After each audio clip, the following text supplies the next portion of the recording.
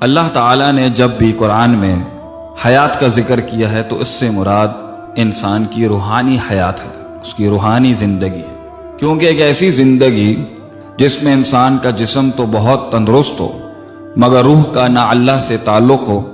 نہ اس سے کوئی قرب ہو، نہ اس کی تڑپ ہو، نہ ہی اللہ اس روح کی مطلوب ہو، مقصود ہو، معبود ہو، محمود ہو، مدعو ہو، تو ایسے انسان کو اللہ تعالیٰ زندہ ہی نہیں مانتے۔ اللہ کا قرآن ان کو مردہ کہتا ہے، کیونکہ جس انسان کا دل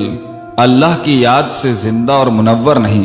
اس انسان کے جسم کا بھی اس دنیا میں کوئی حال نہیں۔ ایک مقام پہ تو اللہ اس کو جانور سے نیچے درجے پر لے جاتے ہیں اور ایک جگہ اسے مردہ ہی کہتے ہیں۔ یہ دونوں آیات کے اندر انسان کو جو القاب ملے اللہ کی طرف سے، مردہ ہونے کے یا جانور سے بدتر ہونے کے، اور یہ کوئی عزت کے اور احترام کے الفاظ نہیں، یہ اللہ کی طرف سے انسان کے لیے سوچنے سمجھنے کا مقام ہے۔ اللہ فرماتے ہیں وَلَقَدْ ذَرَأْنَا لِجَهَنَّمَ كَثِيرًا مِنَ الْجِنِّ وَالْإِنسِ لَهُمْ قُلُوبٌ لَا يَفْقَهُونَ بِهَا وَلَهُمْ أَعْيُنٌ لَا يُبْصِرُونَ بِهَا وَلَهُمْ آذَانٌ لَا يَسْمَعُونَ بِهَا۔ انسان کا دل جو آنکھوں اور اس کے سننے اور دیکھنے سے جڑا ہوتا ہے، اگر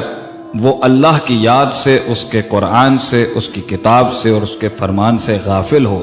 یا منکر ہو جائے تو اللہ فرماتے ہیں اولئک کالانعام، ایسا شخص جانور ہے، بل ہم اضل، مگر جانور بھی اللہ کی تسبیح اور اللہ کی عبادت سے کبھی غافل نہیں ہوتا۔ مگر انسان اگر اس درجے پر آ جائے تو ایک جگہ تو اسے اللہ جانور سے بدتر کہتے ہیں اور دوسری جگہ اللہ فرماتے ہیں اومن کان میتن فاحییناہ، تم مردہ تھے ہم نے تمہیں زندہ کیا۔ یہ دین ہی انسان کو حیات دیتا ہے، اس کی روحانیت کو، اس کی عقل کو، اس کی فطرت کو، اس کی سوچ کو، اس کے افکار کو، اس کے عقائد کو، اس کے انقیادات کو، اس کے ادراکات کو، اس کے احساسات کو، اس کے جذبات کو اصل انلائٹنمنٹ تو یہ دین دیتا ہے انسان کو۔ آ کے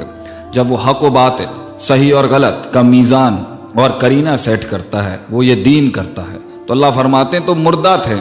ہم تمہیں اس سے زندہ کرتے ہیں، اور جو اس سے زندگی پسند نہیں کرتا زندہ رہنا تو ایسے شخص کو اللہ مردہ کہتا ہے۔ اگر ہم چاہتے ہیں کہ ہم اس مردہ زندگی سے جو بے جان ہو جاتی ہے، جس میں کوئی سکون، اطمینان اور راحت نہیں ہوتی، ہمیں اللہ کی دین کی طرف، اس وحی کی طرف رجوع کرنا پڑے گا۔ اس لیے تو اللہ نے اس وحی کو روح ہی کہہ دیا ایک جگہ پر، وہ روح جس سے انسان جب وہ ماں کے پیٹ میں آتی ہے تو بچہ زندہ کہلاتا ہے، جب وہ نکال لی جاتی ہے تو انسان مردہ کہلاتا ہے، جب وہ پھر ڈالی جائے گی تو انسان زندہ کر دیا جائے گا۔ تو یہ روح ہی ہے جس سے انسان کی زندگی کا تعلق ہے۔ اللہ نے اپنے قرآن اور حدیث کو، اپنے قرآن کا ایک نام روحی رکھ کے،